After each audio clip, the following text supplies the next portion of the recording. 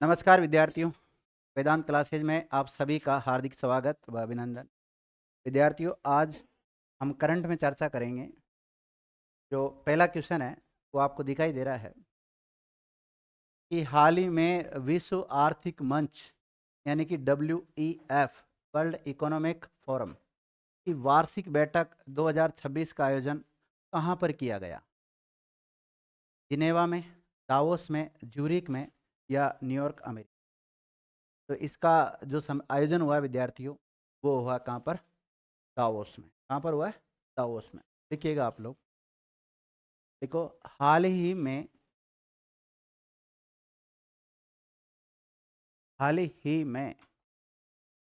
W E F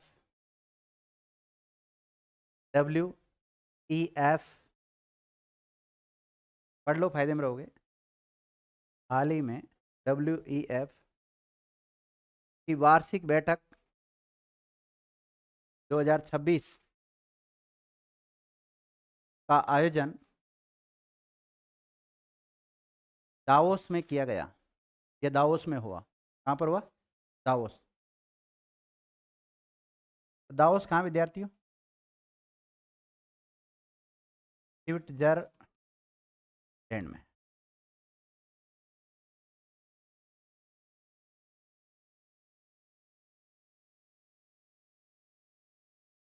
छोटी theme आती है ना, वो याद रखा करो, बड़ी थीम याद रखना कुछ।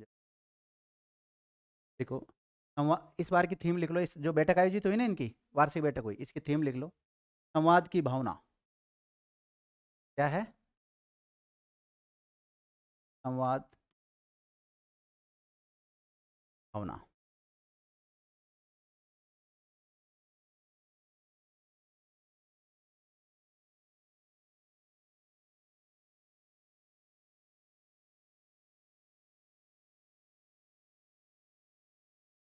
और इसकी बैठक ये दावोस में जो हुई, कब से कब तक हुई? 19 से लेकर 23 जनवरी 2026 को हुई।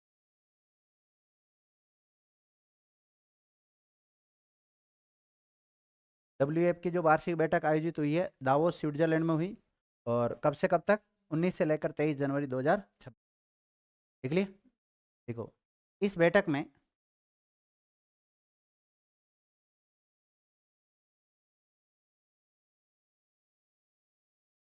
130 देशों के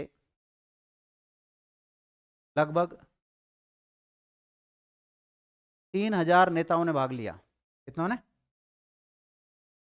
3000 नेताओं ने भाग लिया।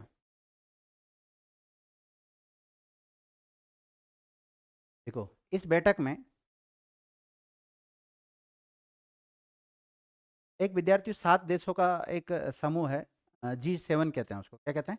G7। कभी G7 चर्चा में आएगा तब लिखाऊंगा उसके बारे में।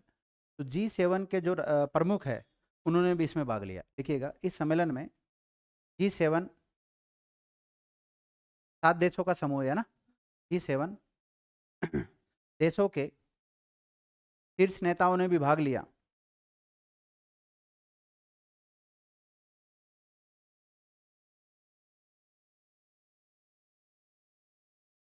शीर्ष नेताओं ने भी भाग लिया। देख लिया? क्या इसमें डोनाल्ड ट्रंप ने भाग लिया? यस या नो? लो, विश्व के अन्य देशों से, अन्य संस्थाओं से काफी कट है, लेकिन इसमें भाग लिया उसने। देखिएगा, इस सम्मेलन में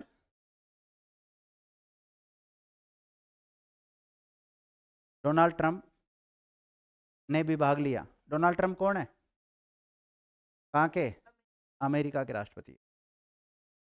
कोई अच्छा कर्म करके फेमस हो जाते हैं, कई लोग बुरे कर्म करके भी फेमस होते हैं कि नहीं होते? डोनाल्ड ट्रंप को भी क्यों जानते हैं लोग बाग? बुरे कर्म कर रहे हैं।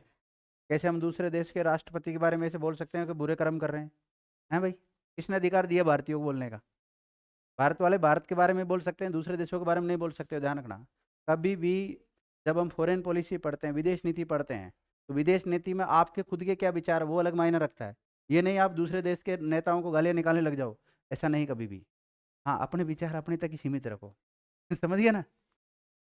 क्या आप भारत के राष्ट्रपति को उल्टा सीधा बोल सकते हो?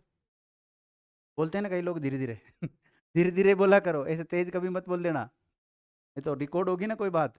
और वायरल हो गए तो जेल भी जा सकते हो, हकीकत बता रहा हूँ मैं आपको। मैं तो बोलता ही नहीं हूँ। लिखिएगा, इस सम्मेलन में, इस बैठक में यूएनओ एक संगठन है ना, United Nation Organization, comma IMF, अरे ये काय लिखो, UNO, IMF, comma WHO, WHO जैसे वैश्विक संस्थानों के प्रमुख ने भी भाग लिया।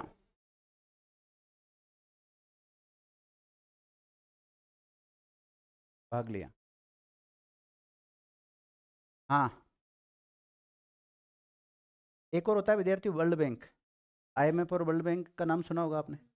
तो आईएमएफ और वर्ल्ड बैंक दोनों का हेडक्वार्टर कहाँ है? अमेरिका में है। अमेरिका में कहाँ पर?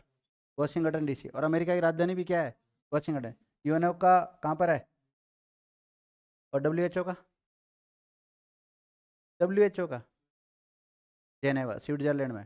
डब्ल्यूएचओ का पूरा नाम वर्ल्ड हेल्थ ऑर्गेनाइजेशन, विश्व स्वास्थ्य संगठन। कब मनाया जाता है विश्व स्वास्थ्य दिवस?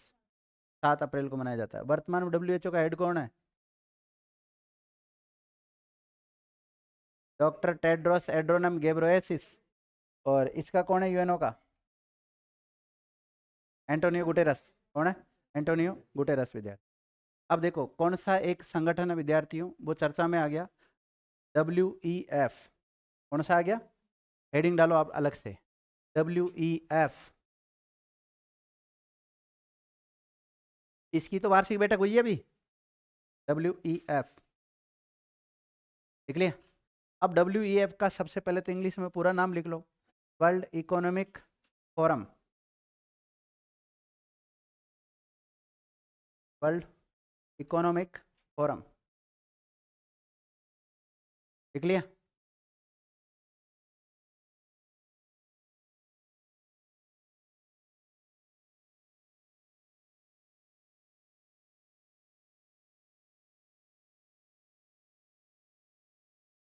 हिंदी में लिखो, विश्व आर्थिक मंच है ही है ना, विश्व आर्थिक मंच।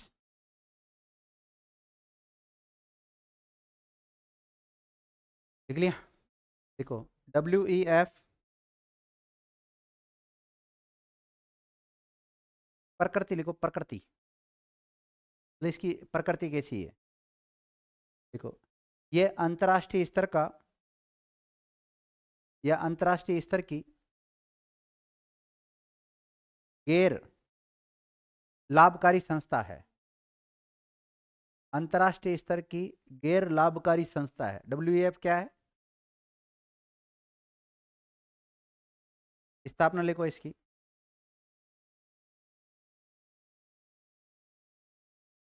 जनवरी 1971।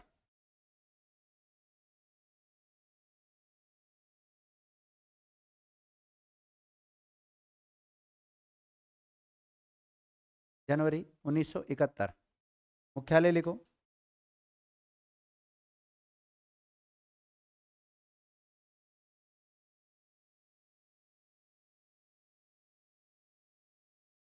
जिनेवा। कहाँ पर है मुख्यालय? जिनेवा, मुख्यालय जिनेवा। और जिनेवा कहाँ है? स्विट्जरलैंड में।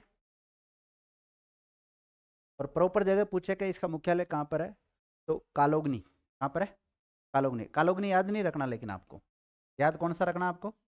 जिनेवा याद रखना। कभी कालोगनी और जिनेवा दोनों आ जाए तो फिर प्रथम वरीयता इसको दे दे, ठीक है ना? ये थोड़ा डीप है, मतलब जैसे माना कि इंडिया के बारे में अगर कोई ऑर्गेनाइजेशन की बात करे, कोई उसका हेडक्वार्टर हो तो राजस्थान बोल दो, और राजस्थान में भी देखो तो जयपुर। कहाँ पर? तो ऐसे ही यहाँ जिनेवा, और जिनेवा में कहाँ पर? कालोगनी में। ठीक है, देखो इसके संस्थापक लिखो,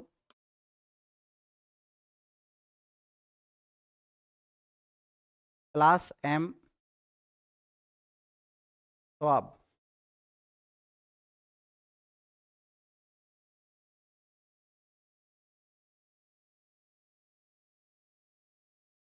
क्लास एम स्वाब।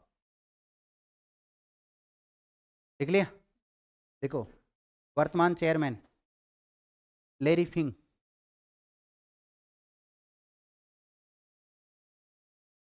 लेरी फिंग, ये तो इसके संस्थापक है। क्लास एम स्वाब तो क्या है, इसके संस्थापक है, और ये वर्तमान में इसके चेयरपर्सन है।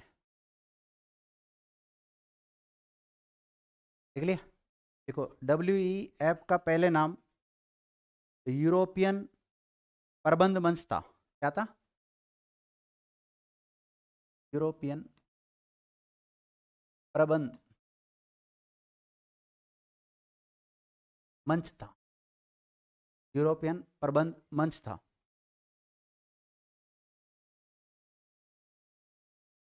देख लिया। और जब इसकी स्थापना हुई और इसकी पहली बार बैठक हुई विद्यार्थियों, तो पहली बार बैठक भी इसकी कहाँ पर हुई थी? दावोस में। और 2026 में जो बैठक हुई है वो भी कहाँ पर हुई है? देखिएगा नोट, इसकी पहली बैठक भी दावोस में हुई थी।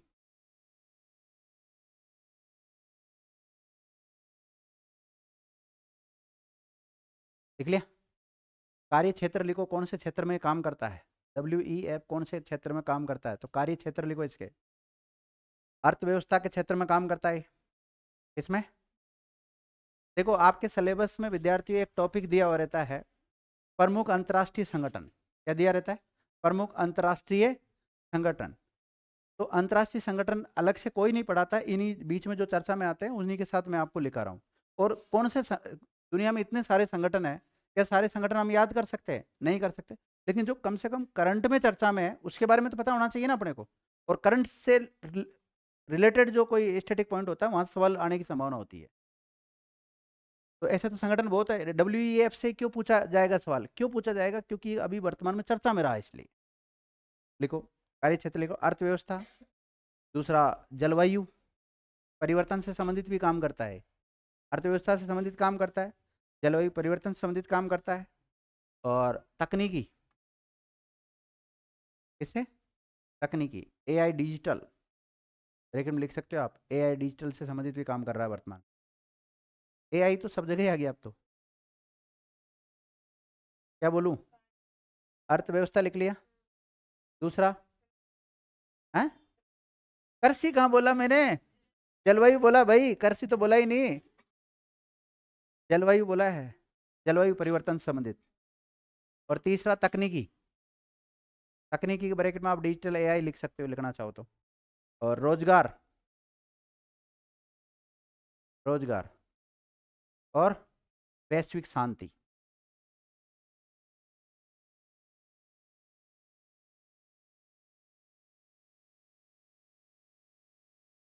लिख लिया।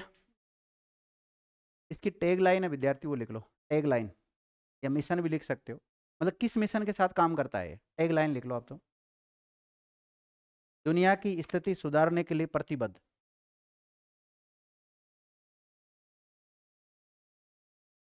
दुनिया की स्थिति सुधारने के लिए प्रतिबद्ध।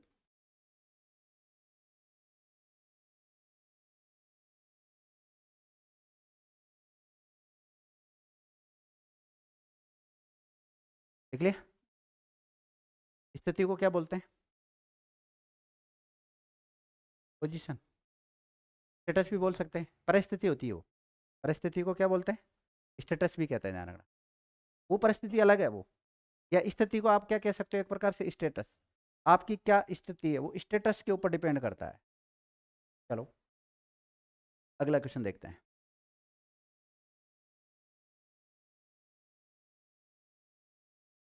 एक नदी दिखाई दे रही है आपको? हाल ही में वैज्ञानिकों ने किस नदी को दुनिया की सबसे पुरानी बहने वाली नदी के रूप में मान्यता दी है? हैं? मतलब हाल ही में जो साइंटिस्ट है या जो भूगोलवेता है विद्यार्थियों, उन्होंने एक नदी की खोज की है। ठीक, नदी की खोज की है। वो ऐसी नदी है जो बहती है, ये नहीं है पानी के मतलब जमीन के अंदर चलती हो, जैसे अपने इंडिया में मिली ना कई सारी नदियाँ, वो काफ़ी प्राचीन नदियाँ, लेकिन वो बाहर नहीं बहती, ध्यान रखना।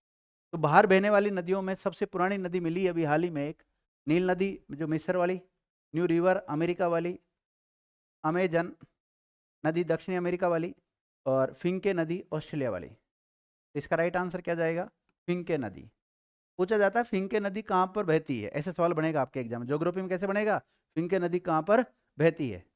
तो आप जैसे ऑस्ट्रेलिया महाद्वीप पढ़ते हैं तो ऑस्ट्रेलिया महाद्वीप में नदियाँ पढ़ोगे आप, नदियाँ पढ़ोगे तो वहाँ पे फिंके नदी भी आप पूछ लेना सर से एक बार, ठीक है। क्या लिखा आप लोगों ने? कुछ भी नहीं लिखा? लिखो हाल ही में वैज्ञानिकों ने, हाल ही में वैज्ञानिकों ने ऑस्ट्रेलिया की या ऑस्ट्रेलिया में बहने वाली, ऑस्ट्रेलिया में बहने वाली फिंके नदी को, नाम याद रखना इसका, फिंके नदी को दुनिया की सबसे पुरानी, दुनिया की सबसे पुरानी बहने वाली नदी, बहने वाली नदी के रूप में मान्यता दी।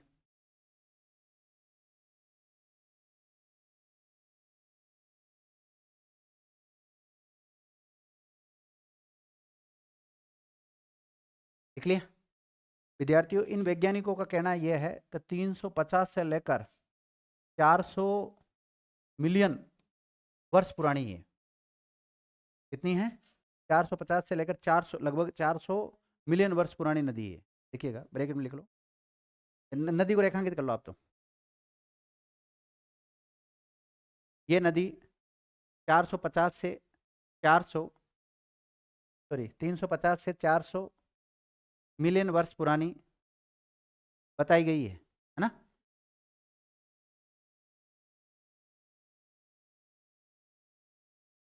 ऑस्ट्रेलिया मरुस्थल भी पाए जाते हैं, ध्यान रखना। तो ऐसा कोई इमेज लिया होगा गूगल अर्थ वगैरह, कहाँ से लिया होगा इन्होंने। ये ऑस्ट्रेलिया महाद्वीप है विद्यार्थियों। अगर आप वर्ल्ड मैप देखते हैं, वर्ल्ड मैप देखते हैं तो यहाँ पर ऑस्ट्रेलिया है, दिख रहा है ना ऑस्ट्रेलिया आपको? ये ऑस्ट्रेलिया महाद्वीप है और इसमें एक ही देश है, वो भी कौन सा? ऑस्ट्रेलिया आता है।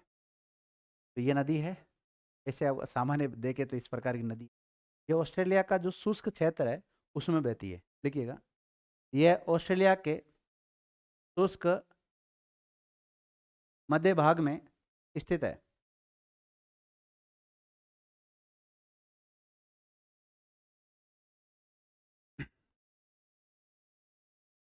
आपको पहाड़ वहाड़ दिख रहे हैं किसके आसपास?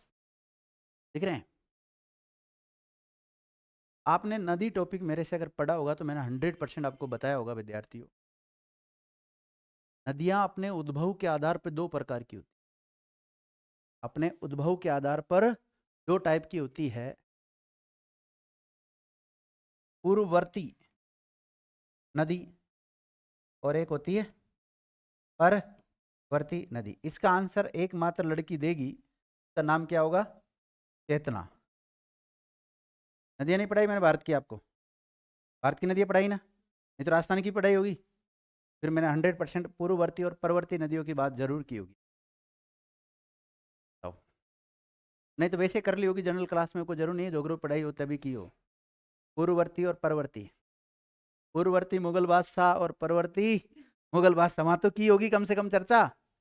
तो ध्यान रखना, हिमालय में कई सारी ऐसी नदियां हैं, जब हिमालय का उद्गम नहीं हुआ था उससे पहले भी उस क्षेत्र में बहती थी, बहती थी ना, और आज भी बहती है वो।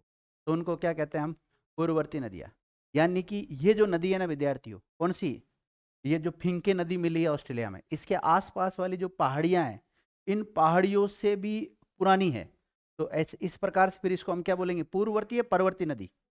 पूर्ववर्ती। मतलब ये पहाड़ी है, माना कि ये 200 मिलियन वर्ष पुरानी है। कितनी है? 200। और ये कितनी है? 350 से लेकर 400 मिलियन वर्ष पुरानी नदी बहती है यहाँ पर। तो ये नदी कैसी कहलाएगी? पूर्ववर्ती। अब माना कि आज ये पहाड़ी बनी गई यहाँ पे, इसके 200 साल पहले ये बनी थी। कितने? 200 मिलियन वर्ष पहले बनी थी। और 50 मिलियन वर्ष के बाद में अगर यहाँ पे कोई नदी बहने लग जाए तो उस नदी को क्या बोलेंगे हम? परवर्ती नदी बोलेंगे, पूर्ववर्ती नहीं बोलेंगे। क्या बोलेंगे? परवर्ती। तो ये जो नदी है फिंके नदी, ये कैसी है? पूर्ववर्ती नदी है। ये फायदा विद्यार्थियों, अगर कोई करंट वाला टीचर किसी सब्जेक्ट की नॉलेज रखता है तो वो बता सकता है आपको पूर्ववर्ती और परवर्ती क्या होती है। लिखिएगा, क्या लिखा रहा था मैं तो भूल गया। क्या लिखा था आपने? लिखो, यह एक पूर्ववर्ती नदी है। पूर्ववर्ती नदी है जो कि अपने आसपास वाली पर्वतमालाओं से भी पुरानी है ना? जो कि अपनी आसपास वाली पर्वतमालाओं से भी पुरानी है।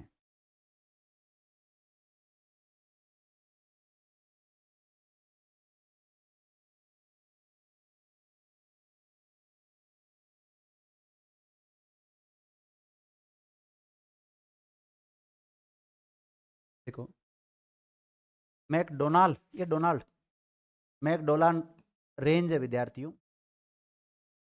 ये कौन सी पर्वतों के बीच में बहती है? तो मैकडोनाल्ड जो रेंज है, पर्वत है, उसमें बहती है। देखिएगा, यह नदी मैकडोनाल्ड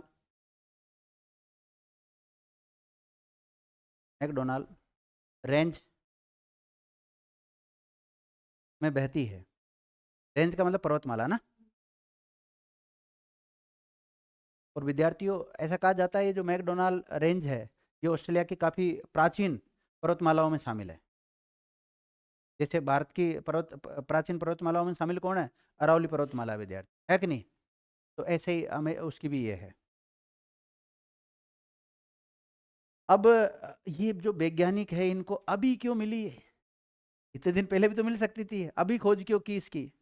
तो सामान्यतः आप देखोगे ना इसको, तो आपको ये बहती हुई नजर नहीं आती। सामान्यतः क्या बहती हुई? तो सर आपने तो कहा था बहती हुई नदी है। तो जब बहती, जब बारिश होती तब। बिना बारिश के तो नदी सूखी रहती है। कई नदियां जो सूखी नहीं रहती, क्या अपने गाँव में कोई नाला है, वो वैसे सूखा ही रहता है, लेकिन जब बारिश आती है तो पूरा बहता है ना, उसको पार भी नहीं कर पाते हम कई बार। तो ये भी ऐसी है, सामान्यतः नदी सूखी रहती है, लेकिन बरसात में क्या होती है, इसमें पानी आ जाता है। देखिएगा, अक्सर ये नदी सूखी हुई रहती है, लेकिन भारी बारिश में बहने लगती है ना? वही घग्गर नदी वाला सिस्टम हो गया। ज़्यादा अगर पानी आ गया तो फोर्ट अब्बास पाकिस्तान तक क्या चल जाता है, उसका पानी चल जाता है, वो वाला सिस्टम।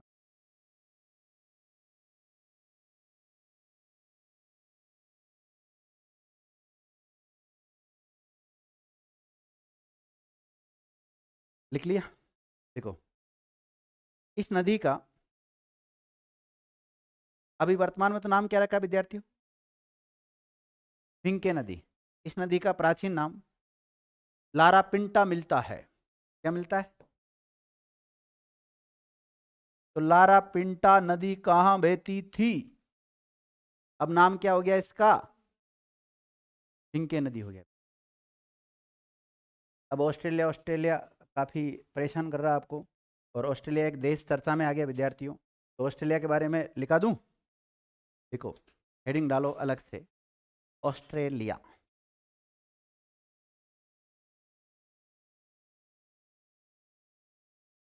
देख लिया? ये वर्ल्ड मैप है, इसमें आपको ये रेड रेड जो दिखाई दे रहा है, ये क्या है? ऑस्ट्रेलिया विद्यार्थियों।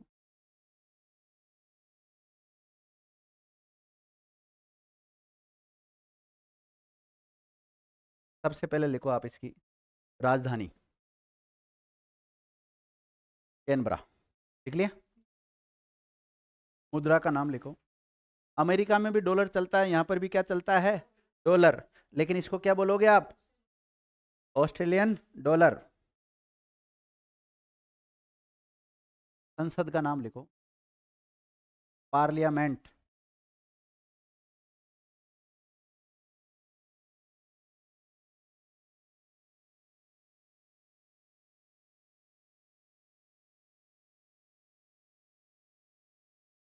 अब इसके यहाँ के जो वर्तमान में प्राइम मिनिस्टर है ऑस्ट्रेलिया के, वो कौन है?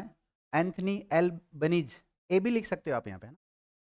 एल्बनीज भी लिख सकते हो, एल्बनीज या एल्बनीज, एंथनी एल।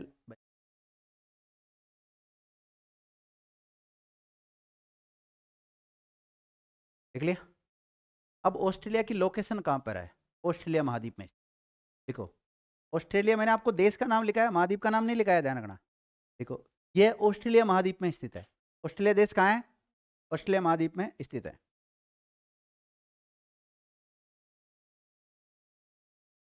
देख लिया? देखो, वर्तमान में महाद्वीप कितने हैं? हैं? कौन सा हटा दिए?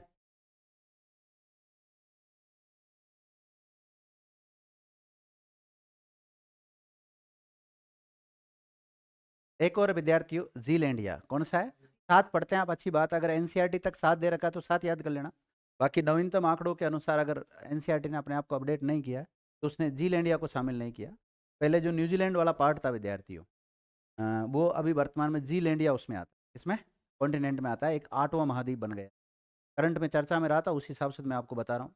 बाकी एनसीईआरटी वगैरह ने शामिल किया कि नहीं किया वो बात अलग है, मैं भी देख लूँगा, पर नहीं है एनसीईआरटी में। ठीक है, तो उसमें न्यूजीलैंड का पार्ट आता है, और बाकी स्थल मार्ग, स्थल जो क्षेत्र है वो तो केवल न्यूजीलैंड न्यूजीलैंड ही आता है। बाकी तो पूरा जो समुद्र का इलाका आता है उसमें। देखिएगा क्या लिखा आपने। यहाँ का सबसे बड़ा शहर लिख लो, ऑस्ट्रेलिया का सबसे बड़ा शहर सिडनी।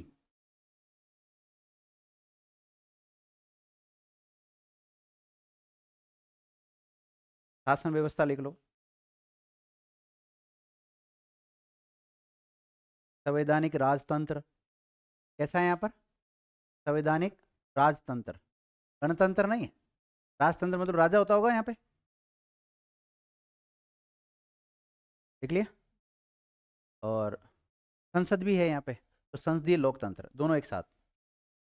संवैधानिक राजतंत्र, कौमा, संसदीय लोकतंत्र। देख लिया? देखो, सरकार का प्रमुख पीएम होता है। सरकार का प्रमुख कौन होता है यहाँ पे? PM, prime minister. और वो कौन, मैंने लिखा दिया आपको। भाषा लिखो, राष्ट्रीय भाषा कौन सी है? अंग्रेजी। देख लिया? राष्ट्रीय पशु, कंगारू।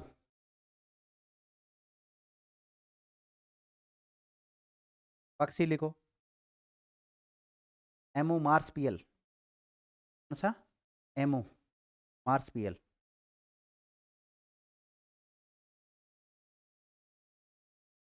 सबसे लंबी नदी लिखो यहाँ की, मर्रे। मर्रे और डार्लिंग नदियाँ बहती है यहाँ पे। मर्रे नदी यहाँ की सबसे लंबी नदी। सबसे बड़ा रेगिस्तान लिखो यहाँ का, ग्रेट विक्टोरिया। कौन सा? Great Victoria. तो जैसे आपको मरुस्थल लिखाएंगे वहाँ पे, तो ग्रेट विक्टोरिया का नाम भी आपको मरुस्थलों में लिखाएंगे वो। देख लिया? और आपको पता है ऑस्ट्रेलिया का ये उत्तर है, ये दक्षिण है, ये पूर्व है, ये पश्चिम है। इस क्षेत्र में कोरल रीफ, ये है क्या? कोरल सी, हाँ, मतलब कोरल रीफ पाई जाती है विद्यार्थी। तो लिखिएगा, ऑस्ट्रेलिया के उत्तर पूर्वी भाग में ग्रेट बैरियर रीफ भी पाई जाती है। कोरल भित्ति है ना, ऑस्ट्रेलिया के उत्तर पूर्व में कोरल रीफ, या इसको क्या लिखा आपने? ग्रेट बैरियर रीफ भी पाई जाती है। देखो, यहाँ का सबसे बड़ा द्वीप, ऑस्ट्रेलिया का सबसे बड़ा द्वीप लिखो, तस्मानिया। तस्मानिया। और विद्यार्थियों, पहले हम जब 7 कॉन्टिनेंट मानते हैं, और आज भी जैसे 7 ही मान रहे हो, तो सबसे छोटा कॉन्टिनेंट भी कौन सा है? ऑस्ट्रेलिया कॉन्टिनेंट ही है। देखिएगा, ये दुनिया का सबसे छोटा महाद्वीप, जहाँ महाद्वीप लिखा था ना आपने, या कहीं भी लिख लो, कोई दिक्कत नहीं। ऑस्ट्रेलिया महाद्वीप दुनिया का सबसे छोटा महाद्वीप है।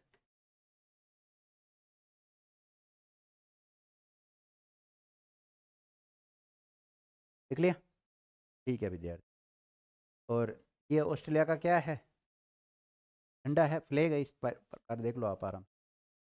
और ऑस्ट्रेलिया के खिलाड़ियों को भी क्या कहते हैं हम, कंगारू। यहाँ का राजकीय पशु भी क्या है, सॉरी राष्ट्रीय पशु भी क्या है, कंगारू। लिख लिया ना आपने कंगारू यहाँ का। अगला क्वेश्चन देखो विद्यार्थियों, अच्छा क्वेश्चन, इसको आप डेली यूज लेते हैं। पहले फोटो दिखा देता हूँ, देखो कितनी अच्छी फोटो लेकर आया हूँ। लेकर आया हूँ ना, अच्छी है ना फोटो। ये कौन सी 3D 4D?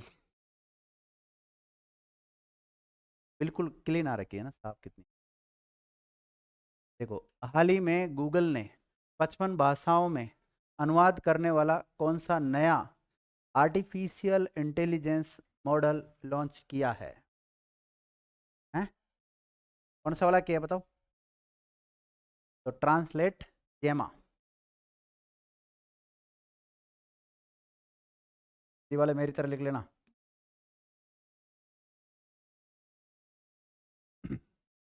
लिखो, हाल ही में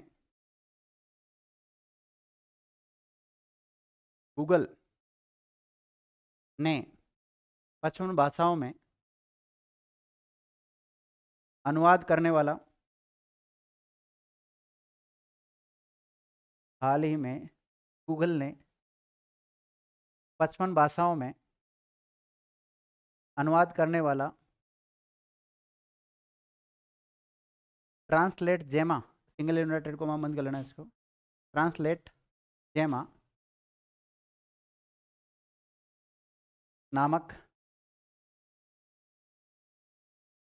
AI model, artificial intelligence model launch किया।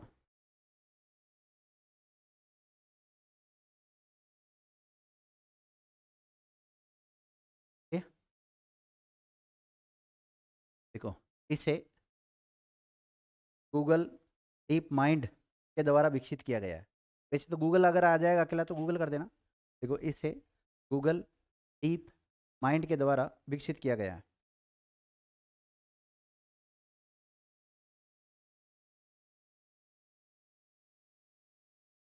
अगर विद्यार्थियों, अगर आपने इसको कोई फोटो भेज दी ना, फोटो में कोई चीज़ लिखी हुई, तो उसको भी ट्रांसलेट करके भेज सकता है। तो जैसे आपने फोटो खींची, ये फोटो खींच दी मोबाइल से, फोटो में इसमें क्या आ रहा है उसको भी, जैसे एक तो आप कोई चीज़ टाइप कर रहे हो, टाइप किया हुआ तो ट्रांसलेट कर ही रहा है ये, लेकिन फोटो का भी ट्रांसलेट कर देगा ये। जैसे माना कि ये लिखा हुआ है, जो भी हिंदी इंग्लिश जो भी लिखा हुआ है, तो क्या कर देगा, आपको कौन सी लैंग्वेज में चाहिए ऐसे चेंज करके दे देगा ये। समझ गए? तो बताओ AI कितना इंपॉर्टेंट है कि नहीं? चलो, इस प्रकार का होगा, देख लेना अगर इसको आप मोबाइल वोबाइल पर अगर डाउनलोड वगैरह करने का कोई सिस्टम, ट्रांसलेट। ठीक है, अब गूगल चर्चा पे आ गया विद्या। अब गूगल अंकल के बारे में लिख लेते, हेडिंग डालो गूगल।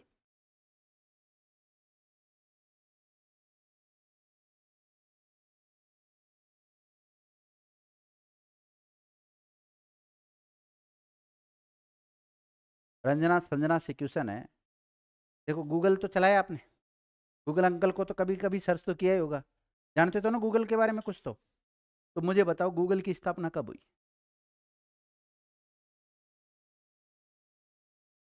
जिसको आता, बहन जी सर्च मत करो, रहने दो। जेमा जेमा को सर्च कर रहे हो? हाँ बोलो। 1960, जब मुझे बता रही बहन जी, लिखो स्थापना 4 सितंबर 1998 को।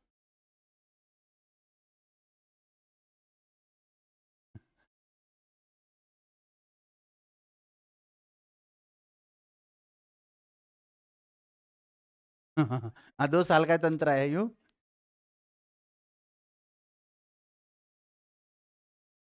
गूगल कहाँ की कंपनी है सिमरन? अमेरिका। लिख लो, कैलिफोर्निया। मुख्यालय लिखो।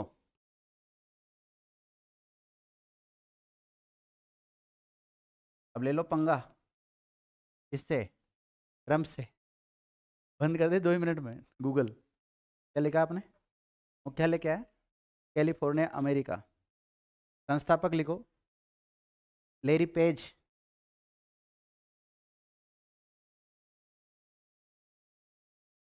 संस्थापक कौन है? Larry Page and Sergey Brin.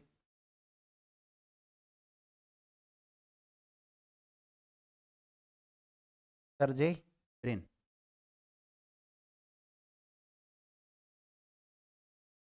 देख लिया। देखो वर्तमान में सीईओ,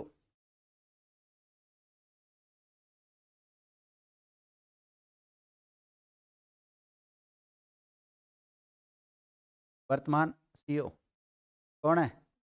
सुंदर पिचई। जैसे आपसे इंटरव्यू में पूछ ले तो अमेरिका के भारत के संबंध किसी कारणवश खराब हो जाता है, गूगल अगर कोई एक्शन लेता है तो गूगल भारत को प्रभावित कर सकता है, निश्चित रूप से प्रभावित कर सकता है। लेकिन अगर किसी भारतीय में थोड़ी बहुत भी राष्ट्रीयता बची है तो गूगल को भी बर्बाद कर सकता है। कर सकता है नहीं कर सकता बता? गूगल कंपनी को मेन जो पावर है वो किसके पास है? किसी भारतीय के पास है जिसका नाम क्या है? सुंदर पिचई। आता ना वो पतला सा गंजा सा के वो है, खतरनाक है, ध्यान रखना। वो इसका सीईओ है। उसके पेमेंट सुन लो ना, अगर आप पता कर लेना उसका पेमेंट कितना, पता करो दुकान कितना है, सर्च करो गूगल अंकल से पूछो तो गूगल के सीईओ का वर्तमान पेमेंट कितना है।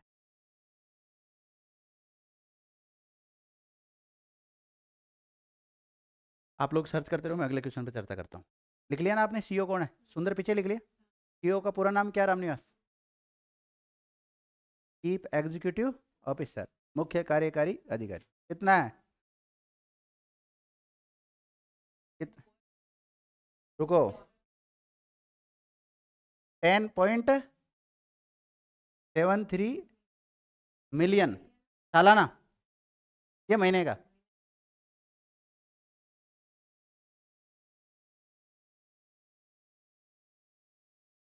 पहली बात तो मिलियन किसको कहते हैं? 1 मिलियन का मतलब 10 लाख है, तो ये 10 करोड़ हो गया। सॉरी, 1 करोड़, 1 करोड़ से ज़्यादा हो गया, मतलब 11 करोड़ मान लो अपन राउंड फिगर में, ठीक है? 11 करोड़ डॉलर, 11 करोड़ डॉलर, उसको इंटू कर लो 90 से, 90 से इंटू कर लो भाई, कतरा हो रिया है? अरबों में जा रहा ना? कितनी सैलरी मिलती है भैया? सालाना है। अरे तो सालाना है जो भी बहुत है। कम थोड़ी है।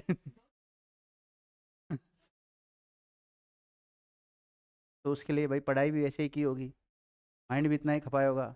और किसी कंपनी ने अगर सीईओ रख रखा है, सीईओ तो चलाते हैं पूरी कंपनी को, मेन बागडोर उन्हीं के हाथों में होती है। चलो अगला देखते हैं, तुम्हारी मदद कर दूँ थोड़ी सी, जैसे देख। हाल ही में वेनेजुएला की विपक्षी नेता मारिया कोरिना मचाडो, क्या नाम है? मारिया कोरिना मचाडो, फोटो देख लो, मारिया कोरिना मचाडो ने अपना नोबेल, नोबेल पुरस्कार मिला विद्यार्थी इसको शांति का 2025 वाला, ये किसको सौंप दिया इसने? क्यों डोनाल्ड ट्रंप को क्यों सौंपा? क्योंकि वेनेजुएला का जो राष्ट्रपति है विद्यार्थी, उसको उसने क्या कर लिया? गिरफ्तार कर लिया। और ये विपक्ष की नेता है, क्या है ये? विपक्ष की नेता है, तो विपक्ष वाले तो दुश्मनों के साथ मिलेंगे ही। भाई वेनेजुएला का दुश्मन कौन है, सीधा सीधा बताओ अभी? अमेरिका है कि नहीं? तो अमेरिका का जो राष्ट्रपति उसको ये अपना नोबेल पुरस्कार दे रही है। अब देख लो आप, तो इसलिए दे रही है, हो सकता है वो इधर यहाँ पे राष्ट्रपति वगैरह बना दे। पता ना भाई, विपक्ष वाले जाके अगर दुश्मन से जाके मिलेंगे तो, क्योंकि डोनाल्ड ट्रंप तो खुद आके राष्ट्रपति का काम वहाँ करेगा नहीं, किसी न किसी को तो प्रतिनियुक्ति देगा वहाँ पर, प्रतिनियुक्ति देगा, तो ये कोशिश करने लग रही है वहाँ पर। क्या लिखा आपने? कुछ भी नहीं लिखा इसके बारे में। लिखो हाल ही में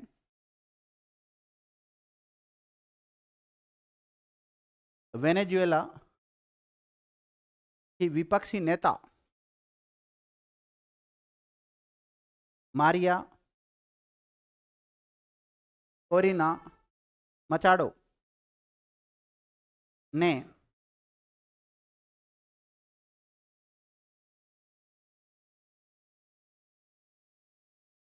डोनाल्ड ट्रंप को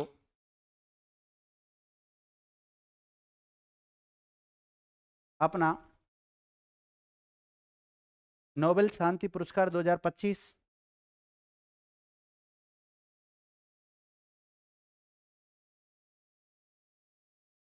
सौंपने की अपील की।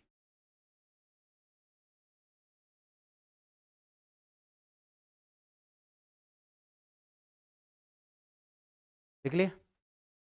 तो विद्यार्थियों स्पष्ट है, एक बार किसी को नोबेल पुरस्कार दे दिया तो वो किसी को ट्रांसफर नहीं कर सकता किसी दूसरे को नहीं दे सकता। आधिकारिक रूप से यही माना जाएगा कि ये नोबेल पुरस्कार किसको मिला है? मारिया कोरिना मचाडो को मिला। क्या इसने कह दिया कि मेरा पुरस्कार किसको दे दो आप? डोनाल्ड ट्रंप को दे दो, और वो भी किसका? शांति वाला। और चलो दूसरा होता साहित्य वाहित्य, दूसरा मैटर रखते हैं, वो अलग मैटर है। लेकिन इन्होंने विद्यार्थियों शांति का पुरस्कार देने की इनको तो मैं मेरा पुरस्कार किसको देती हूँ? इनको। लेकिन जो ये नोबेल पुरस्कार देने वाली संस्थाएं हैं, इनका कहना यह है कि एक बार किसी को अगर हमने दे दिया तो उसी के नाम से वो नॉमिनेट रहेगा। ध्यान, हम उसमें किसी प्रकार का कोई चेंज नहीं कर सकते। ये नहीं ए नाम के व्यक्ति को दे दिया तो उसने कहा बी नाम के को आप मेरी तरफ से दे दो, ऐसा नहीं है। समझ गए? जिस व्यक्ति ने जो काम किया उसी को दिया जाएगा। हाँ हाँ, इसने भी सोच समझ के दिया होगा। नोट डालिएगा। नोबेल पुरस्कार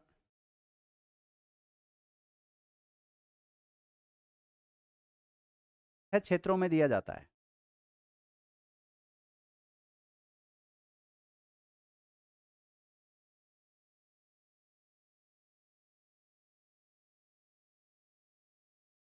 नोबेल पुरस्कार इस टाइप का होता है। नोबेल पुरस्कार छह क्षेत्रों में दिया जाता है।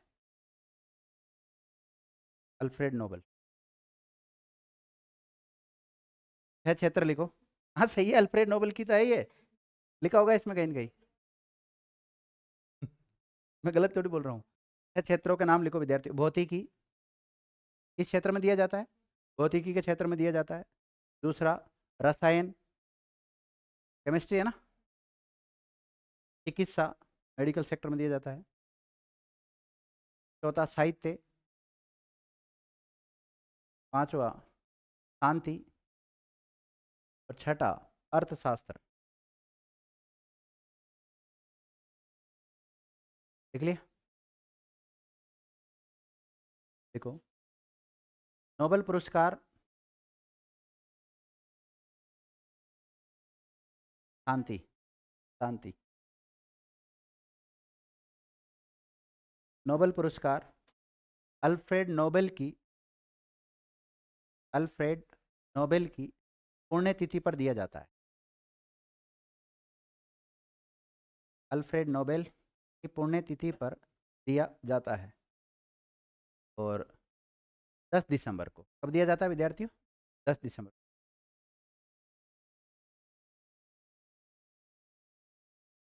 देख लिया?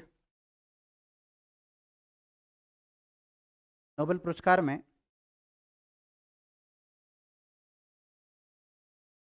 नोबेल पुरस्कार में स्वर्ण पदक मिलता है। क्या मिलता है? स्वर्ण पदक, कॉमा डिप्लोमा, कॉमा नगद राशि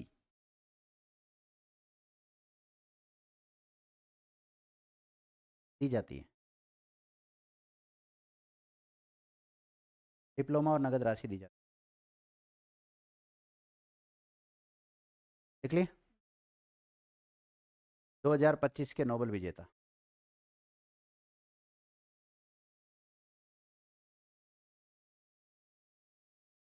2025 के नोबेल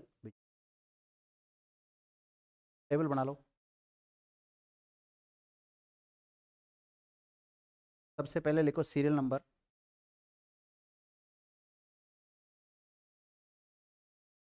फिर लिखो आप क्षेत्र, किस क्षेत्र में दिया जाता है, और फिर विजेता। और फिर तो देखो, कभी नोबेल पुरस्कार पढ़ाएंगे तभी लिखा देंगे सारी बातें तो, क्योंकि सारी चीज़ें हैं नहीं लिखा सकते हम। मेन मेन चीज़ें हैं वो करंट की बातें हैं वो लिखो। पहला लिखो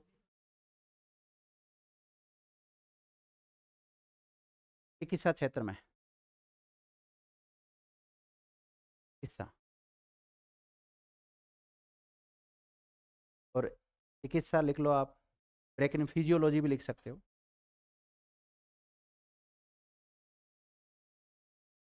ब्रैकेट में फिजियोलॉजी। लिख लिया? इस बार मतलब फिजियोलॉजी वाले को दिया गया है। तो मेडिकल सेक्टर ही कहलाता है वो तो, मेडिसिन या मेडिकल जो भी लिखा। इसमें लिखो विद्यार्थियों मेरी ई बर्न को। किसको?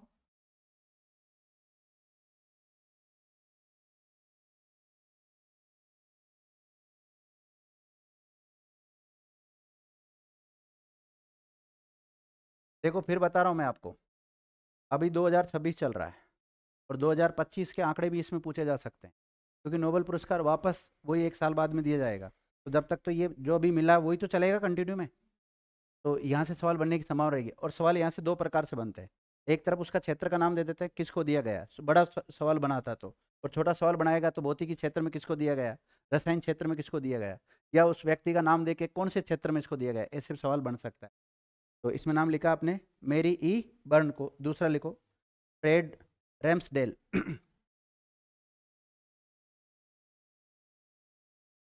रैम्सडेल को। एक साथ एक नोबेल पुरस्कार एक से अधिक व्यक्तियों को भी दिया जा सकता है। और सिमोन एकागुची,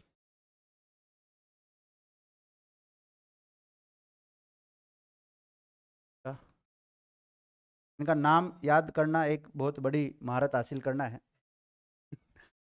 तो आप लोग बार बार पढ़ेंगे और 4 विकल्प देखेंगे तो फिर आप आंसर निकाल सकते हो। एक तो ऐसा ही होता है कि बिन जय राम जी, जय बालाजी, जय भैरू जी ऐसे करते हो, उसके बजाय तो कम से कम इसको देख के तो करोगे ना, आंसर करने के पास आसपास तो पहुंचोगे। दूसरा लिखो विद्यार्थियों, भौतिकी क्षेत्र, फिजिक्स।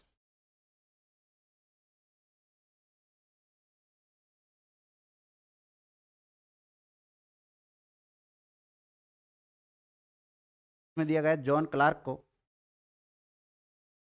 और मिशेल एच डेवोरेट।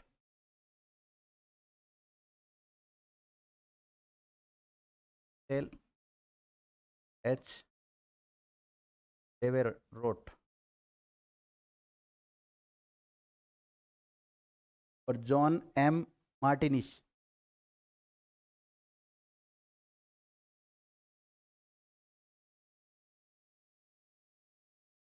जॉन एम मार्टिनिश, लिख लिया।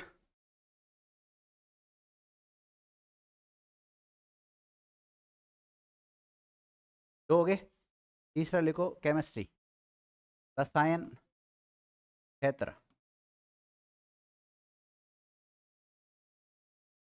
साइंस के बच्चे कौन कौन है आपके पास जो साइंस रहा हुआ है, साइंस सब्जेक्ट वाले? एक कर लेगा ये नाम याद? हाँ भाई, कर लेगा नाम याद, दिक्कत नहीं। तो रसायन में रिचर्ड रॉबसन, रिचर्ड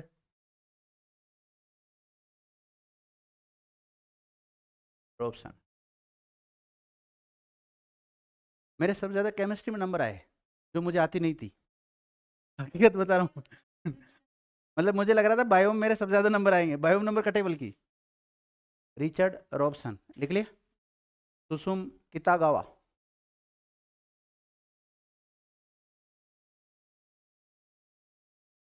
कितागावा। देखो मैं एक बार सोच रहा था कि इसकी टेबल मैं आपको दे दूं, लेकिन टेबल में क्या आप भी फॉर्मेलिटी कर देते, मैं भी फॉर्मेलिटी कर देता। अब यहाँ इसको एक दो बार बोल रहा हूँ, लिख रहा हूँ, तो उससे याद रह जाएगा आपको ये। कितने नाम लिख लिए इसमें रसायन में, कौन कौन से लिखे? रिचर्ड रॉबसन और दूसरा सुसुम किता गावा, और तीसरा लिखो युम यम यागी, युम यम यागी, युम इधरा। लिख लिया विद्यार्थी?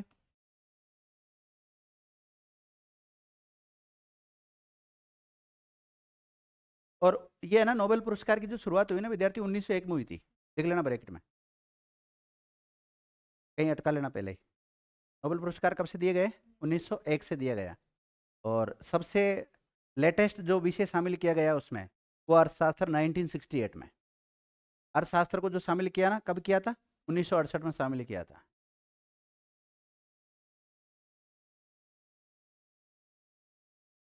लिख लिया विद्यार्थियों? साहित्य के क्षेत्र में लिखो।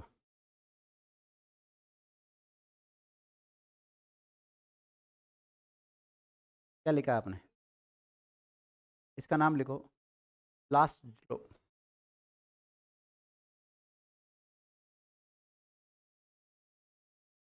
लास्ट लो रासजना, कोई हुआ नहीं पूरा नाम।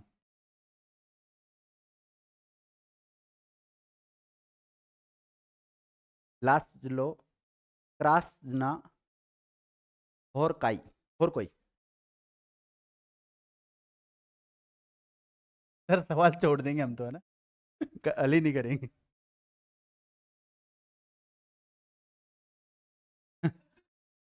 ये विद्यार्थी हंगरी के रहने वाले हैं। कौन से देश के हैं? हंगरी।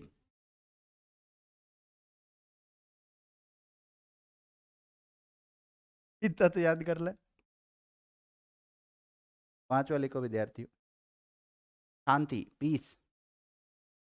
और इसका नाम तुम खुद लिखोगे। बताओ। Maria Corina Machado. Maria Corina Machado. अरे क्वेश्चन में लिखा है मारिया कोरिना मचाडो का नाम तो आपको। सर क्या लिखो? कहाँ की रहने वाली है? वेनेजुएला की। क्वेश्चन यही था अपना। इसी की वजह से तो सारा पढ़ाना पड़ रहा है। छठा कौन सा विद्यार्थियों? छठा विषय लिखो, अर्थशास्त्र, इकोनॉमिक। ये दिया गया विद्यार्थियों, जोएम मोकिर। जोएम जोएल, जोएल है। Joel Mokyr. दूसरा फिलिप अगियन। फिलिप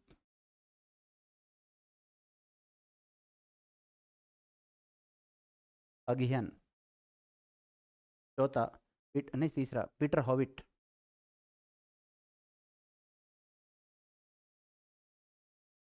पीटर हॉविट, ये नाम याद रखना।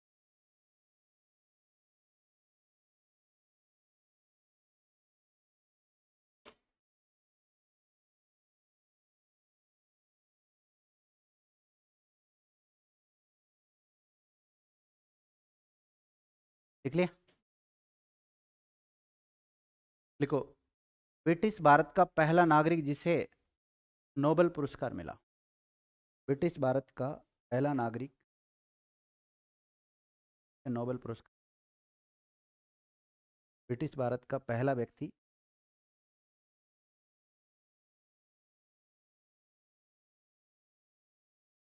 कौन थे विद्यार्थियों? रविंद्रनाथ।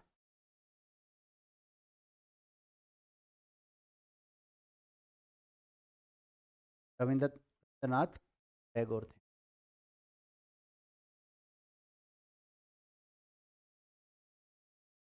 लिख लिया? कौन से क्षेत्र में मिला था इनको? लिटरेचर, साहित्य, 1913। कब मिला था इनको? नोबेल पुरस्कार की शुरुआत कब हुई थी? 1901। लेकिन 1913 में भारतीयों को, किसी भारतीयों को मिला था विद्यार्थियों, और वो भी ब्रिटिश भारत था, क्योंकि उस समय स्वतंत्र हुआ ही नहीं था भारत 1913 में। और कौन से क्षेत्र में मिला सबसे पहले? साहित्य के क्षेत्र। लिख लिया? दूसरा लिखो, चंद्रशेखर वेंकटरमन। दूसरा कौन था? चंद्रशेखर वेंकट, सीवी रमन कहते हैं, क्या बोलते हैं? चंद्रशेखर वेंकट। भौतिकी के क्षेत्र में मिला 1930 में।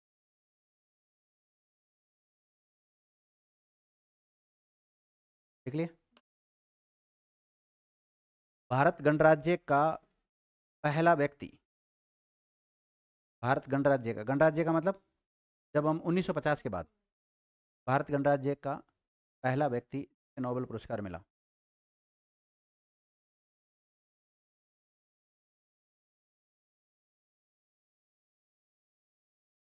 इसको मिला था अमर्त्य सेन को मिला था। अमर्त्य सेन को मिला। और ये अर्थशास्त्री थे, अर्थशास्त्र में मिला 1998 में। कब मिला था? 98। अर्थशास्त्र। देखो अभी इससे जस्ट पहले जो बिंदु लिखा है मैंने आपको, वो तो करंट के मुद्दे हैं सर। और ये स्टैटिक पॉइंट हो गया इसका, नोबेल पुरस्कार कुछ बातें होगी। और दूसरा लिखो विद्यार्थियों, कैलाश सत्यार्थी। शांति का मिला था 2014 में।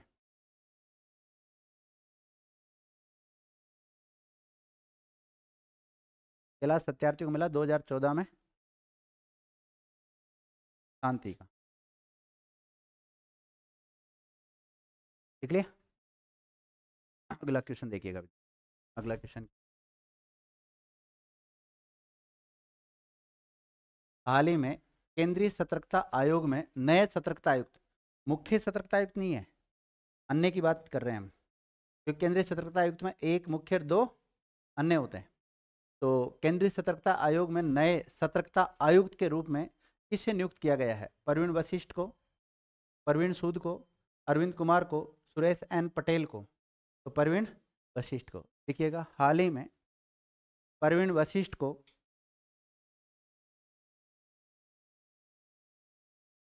पीवीसी तो वैसे मैं पूरा पढ़ाऊंगा, टेंशन मत लेना। हाल ही में परवीन वशिष्ठ को पीवीसी पीवीसी में सतर्कता आयुक्त के रूप में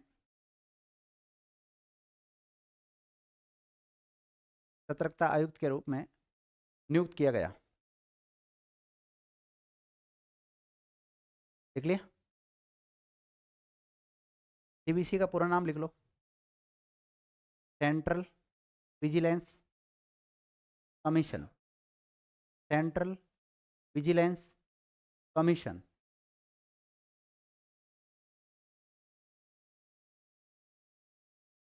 लिख लिया? हिंदी में लिख लो इसको, केंद्रीय, ये रहा, हिंदी में क्या लिखोगे?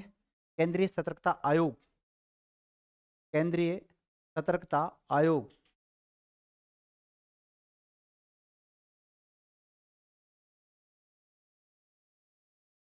देखो, इसमें एक मुख्य सतर्कता आयुक्त और दो सतर्कता आयुक्त होते हैं। पीवीसी में क्या होता है? 1+2, है ना? लिख लिया?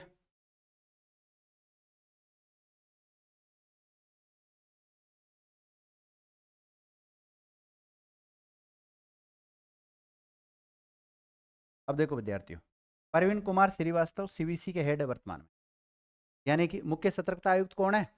परवीन कुमार श्रीवास्तव। देखिएगा, वर्तमान अध्यक्ष, या वैसे तो इसको हम क्या बोलते हैं? CVC chief. सीवीसी के चीफ कौन है वर्तमान में? परवीन कुमार श्रीवास्तव। और परवीन वशिष्ठ क्या है? वो अन्य वाले है, ध्यान रखना, दो जो है ना अन्य, उसमें से एक है ये। देख लिया विद्यार्थियों? परवीन वशिष्ठ को रेखांकित कर लो। नियुक्ति तो किसकी हुई है? परवीन वशिष्ठ की हुई ना विद्यार्थियों, इसी की वजह से चर्चा में रहा है। और सीबीसी को तो मैं पूरा पढ़ाऊंगा आपको, तो आपको लोड लेना नहीं, पॉलिटिकल साइंस में पढ़ेंगे हम इसको डिटेल से, अभी टेंशन ना ले आप इसकी। ये विद्यार्थियों, परवीन वशिष्ठ जो है वो आईपीएस अधिकारी है। क्या है ये? ठीक है, रेखांकित कर लिया था ना आपने? लिखो, ये 1991 बैच के, 1991 बैच के बिहार कैडर। कौन सा कैडर है इनका? चुनाव है ना थोड़े दिन पहले, तो उनसे वादे किए होंगे, वादे तो निभाने पड़ेंगे। केंद्र सरकार ने वादे किए होंगे ना उधर, उधर वादे निभाने पड़ते हैं, फिर अच्छी अच्छी जगह उनको अपॉइंट करना पड़ता है। क्या लिखा है? 1991 बैच के बिहार कैडर के आईपीएस अधिकारी है।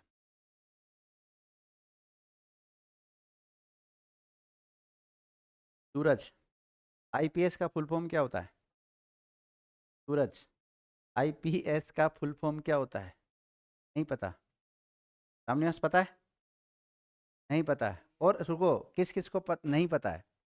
आपको पता है 3 अखिल भारतीय सेवाएं होती है, वापिस चर्चा कर लेता हूँ।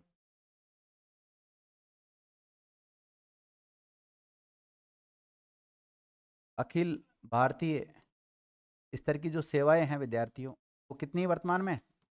3 हैं। 3 कौन कौन सी है? एक तो आईएएस है। क्या है? आप यूपीएससी का एग्जाम देते हो ना, क्या बनोगे? आईएएस। और एक आईपीएस, और एक आईएफएस। 3 प्रकार की सेवाएं, अखिल भारतीय स्तर कितनी सेवाएं?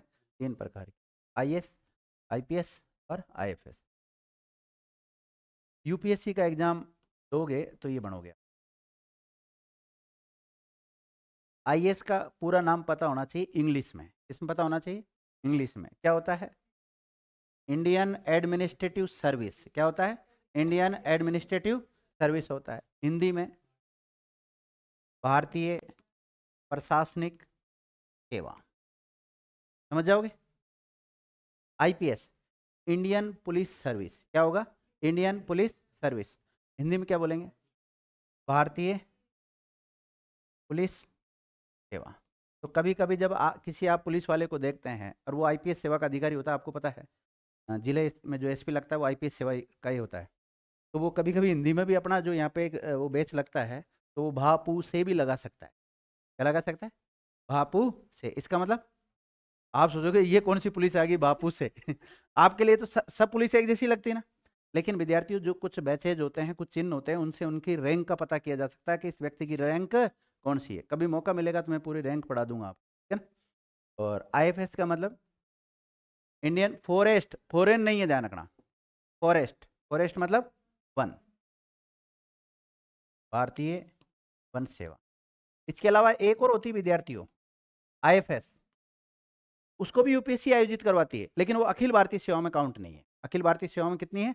3 सेवाएं है विद्यार्थी। इन 3 सेवाओं का नाम है, आप याद रखना। कैसे लटक गया भाई?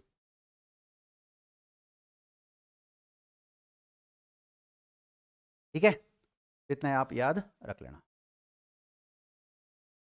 पेन बंद क्यों कर रहे हो भाई? पढ़ना भी तो। अगला लिखिएगा। हाल ही में अपनी पहली खुली समुद्री मछली पालन परियोजना कहाँ शुरू की गई है? लक्षद्वीप सागर में, अंडमान सागर में, अरब सागर में, बंगाल की खाड़ी में, विशाखापत्तनम में। बताओ कहाँ पर?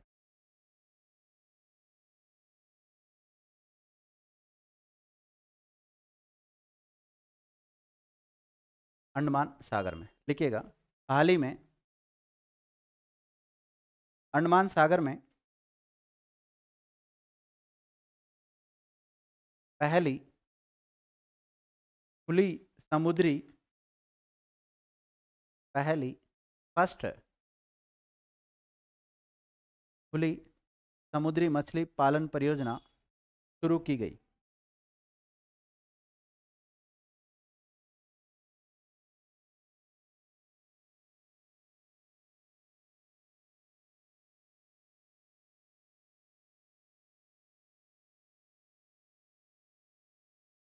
लिख लिया?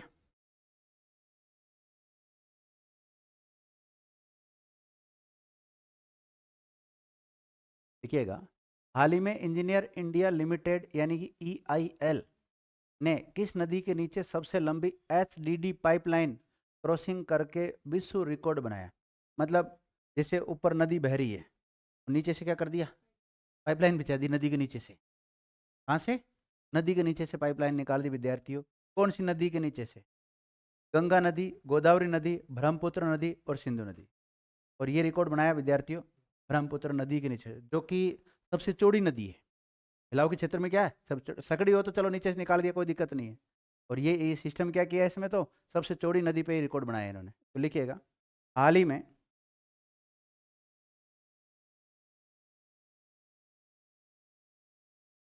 ईआईएल ने, हाल ही में ईआईएल ने ब्रह्मपुत्र नदी के नीचे से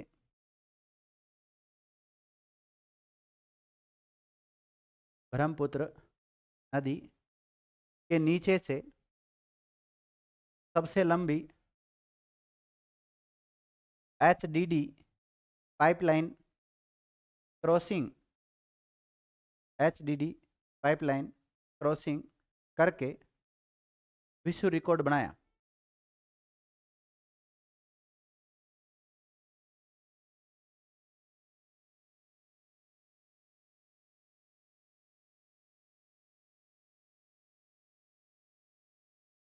लिख लिया विद्यार्थियों?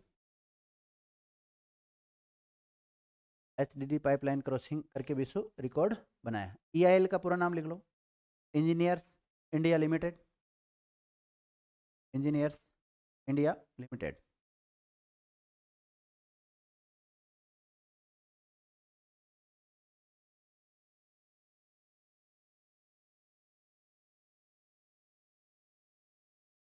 अब देखो विद्यार्थियों, 4058 मीटर, यानी कि लगभग 4 किलोमीटर अंदर, नहीं 4 किलोमीटर। देखिएगा इसकी लंबाई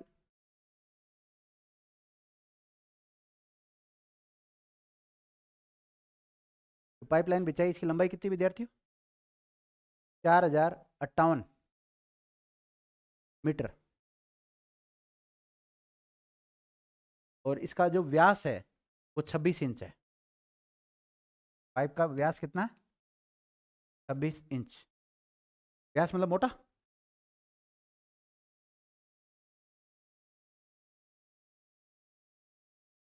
देखो, इससे पहले ये रिकॉर्ड EIL ने बनाया था।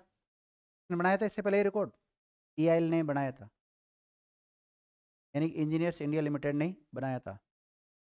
जब गंगा नदी के नीचे से भी निकाल दी विद्यार्थी, 4027 की थी, लेकिन वो कितना था? 4027। और ये कितना है? 4058। काफी गहराई में डाली जाती है इसे, नदी काफी गहरी होती है विद्यार्थियों। फिर इतनी लंबी लंबी खुदाई करना, जमीन में कई बार देखा होगा आपने, जब ये ड्रिल करते हैं, अब अगर यूं गहराई में ऐसे करते, ऐसे ड्रिल करते हैं, ज़्यादा गहराई में करते हैं तो वो जो ड्रिल करने वाली मशीन है उसमें आग लग जाती है और वो पिघल जाती है। ड्रिल करने वाली क्या करती है? पिघल जाती है। इधर अगर यूं आडी कर रहे हैं तो आडी भी काफ़ी दूरी, तो 4,000 मीटर काफ़ी होता है विद्यार्थी। 4 किलोमीटर कितना होता है बताओ? इतनी दूर, मतलब अंदर ही अंदर ड्रिल कर दिया इन्होंने, रिकॉर्ड ही बनाया एक प्रकार। 4027 का रिकॉर्ड तो कहाँ था? गंगा नदी का था विद्यार्थियों। EIL ने बनाया था वो भी। और अभी हाल ही में इसने भी ये रिकॉर्ड वापस, खुद का रिकॉर्ड खुद ने तोड़ दिया। ठीक है, अगला देखिएगा। ये सब ब्रह्मपुत्र नदी वगैरह ये सारी चीज़ें आ गई। अगला देखो, हाल ही में किस राज्य सरकार ने 3 से लेकर 6 वर्ष के बच्चों को मातृभाषा में शिक्षा देने के लिए आमे पढ़िया आमा बसारे योजना का नाम, हंसो मतो, आमे पढ़िया आमा बसारे योजना शुरू की है? बताओ। आमे पढ़िया आमे आमा बसारे योजना शुरू की, पश्चिम बंगाल, आंध्र प्रदेश, असम, ओडिशा। तो ओडिशा में देखिएगा, हाल ही में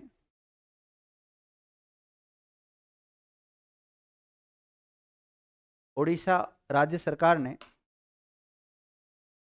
उड़ीसा राज्य सरकार ने 3 से लेकर 6 वर्ष के बच्चों के लिए 3 से लेकर 6 वर्ष के बच्चों को मातृभाषा में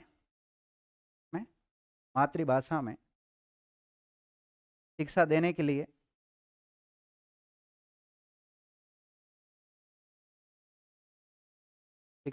लिए आमे बढ़िया आमा बसारे, आमे पढ़िया आमा बसारे लिखा हुआ नहीं, आमे पढ़िया नहीं, सॉरी, आमे पढ़ीभा आमे पढ़ीबा आमा बसारे नामक योजना शुरू की।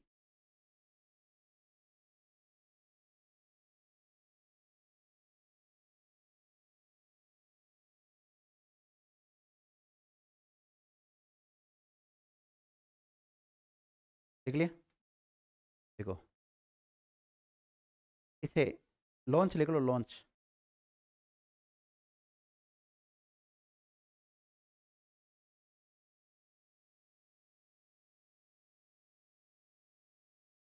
लॉन्च किसने की है? ओडिशा के डिप्टी सीएम पर्वती परीद ने।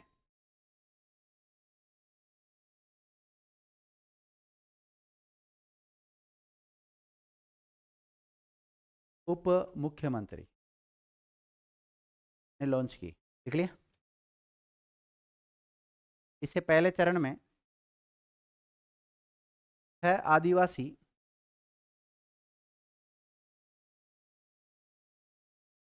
जिलों में लागू किया गया है। मतलब ये योजना कौन से में लागू होगी, शुरू होगी? पहले 6 में होगी, है ना? 6 का नाम लिख लो। क्योंझर, क्योंझर जब आप जोग्राफी पढ़ते हैं तो भी आता है क्योंझर, माइंस वगैरह आती है ना वहाँ पे। क्योंझर लिख लिया। दूसरा लिखो कंधमाल,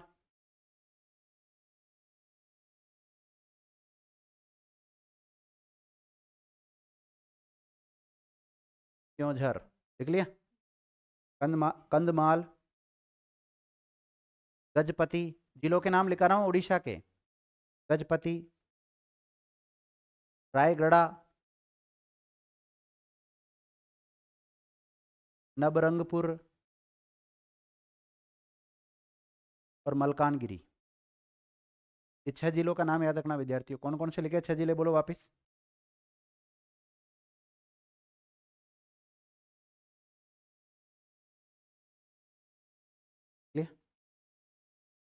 लिखो।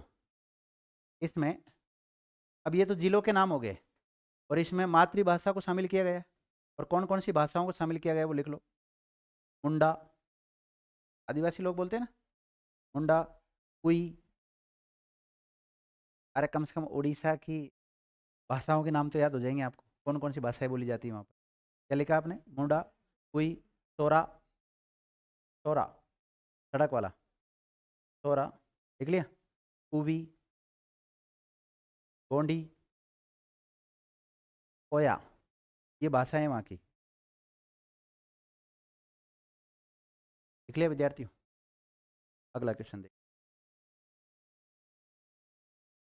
बोल दो बहन जी कौन सी। हाल ही में वैश्विक शासन नेतृत्व पुरस्कार से किसे सम्मानित किया गया है? रघुराम राजन को, प्रोफेसर धीरज शर्मा को, शक्तिकांत दास को और एन चंद्रशेखरन को। प्रोफेसर धीरज शर्मा को लिखिएगा। हाल ही में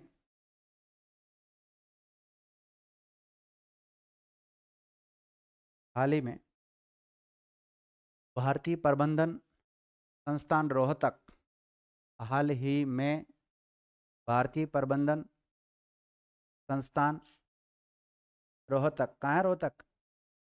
ब्रेक में लिख लो, हरियाणा के डायरेक्टर प्रोफेसर धीरज शर्मा को वैश्विक शासन नेतृत्व पुरस्कार से सम्मानित किया गया।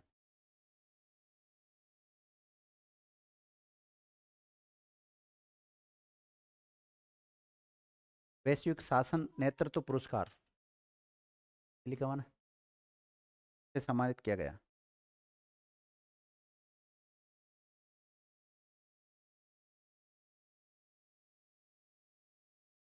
लिख लिया। चलो अब गेम से रिलेटेड आ गया एक क्वेश्चन। हाल ही में भारत के 92वें शतरंज ग्रैंड मास्टर कौन बन गए?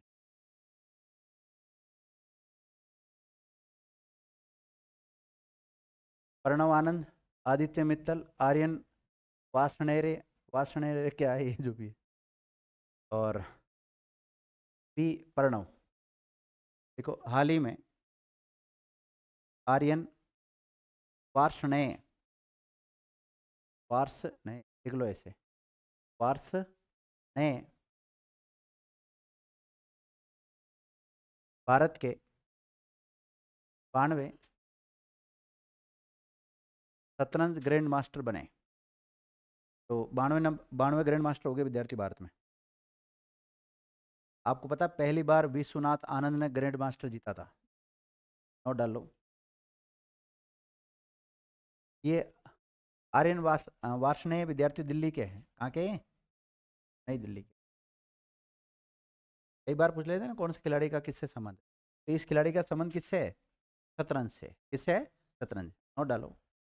विश्वनाथ आनंद 1988 में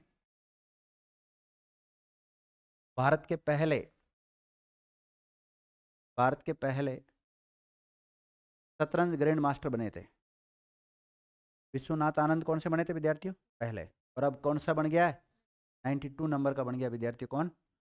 आर्यन वार्ष्णेय, दिल्ली के रहने।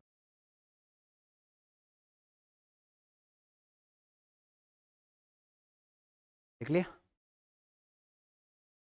ठीक है, तो आज के लिए करंट में इतना ही पढ़ेंगे। आज की क्लास को यहीं विराम देते हैं। धन्यवाद।